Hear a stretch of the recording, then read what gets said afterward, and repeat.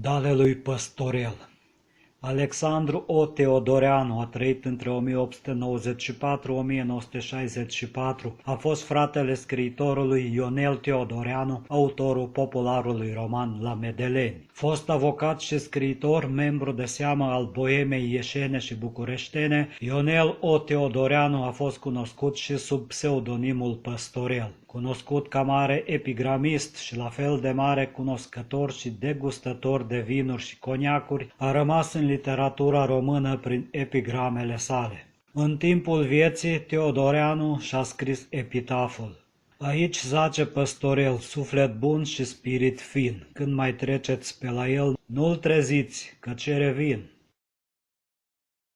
Aroma vinului. Aroma vinului trecut încet la cap se suie. Era pe când nu s-a băut, azi l-am băut și nu e.